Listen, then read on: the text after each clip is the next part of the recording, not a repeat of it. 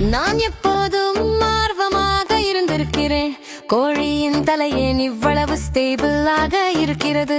அதன் உடலை எவ்வளவு அசைத்தாலும் தலை கச்சிதமாக அசையாமல் இருக்கும். உண்மையில் கோழியின் கண் விழிக்கு வெளியே ஸ்கெலரல் எனப்படும் ஒரு எலும்பு அமைப்பு உள்ளது. இது கண்ணுக்கு ஆதரவை வழங்குகிறது. இருப்பினும் இதன் பொருள் கோழியின் கண்விழி சுதந்திரமாக நகர முடியாது என்பதாகும். எனவே நகரும் போது தெளிவாக பார்க்கவும், அவற்றின் பார்வையை ஸ்டேபிளாக வைத்திருக்கவும் கோழிகள் அதற்கு பதிலாக அவற்றின் கழுத்தை பலப்படுத்துவதை நம்பியுள்ளன.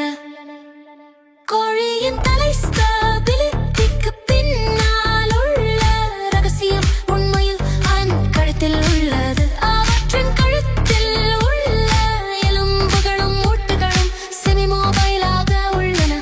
ஒவ்வொரு பிரிவையும் தனித்தனியாக நகர்த்த அனுமதிக்கின்றன.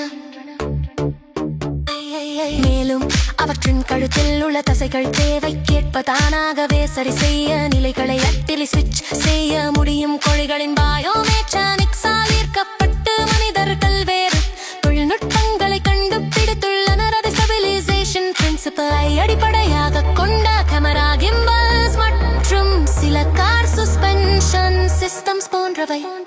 ஒரு சுவாரஸ்யமான நிகழ்வும் உள்ளது. கோழிகள் நடக்கும் போது அவை தலையாட்டுவது போல் தோன்றும், ஆனால் உண்மையில் அவை தலையாட்டுவதில்லை. அவற்றின் தலைகள் முதலில் ஒரு நிலையான புள்ளிக்கு முன்னோக்கி நகர்கின்றன.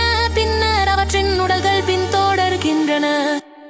அவற்றின் பார்வை ஸ்டேபிளாக இருக்கும்.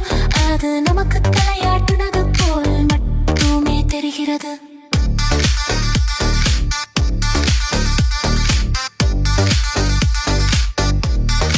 Hey, hey, hey.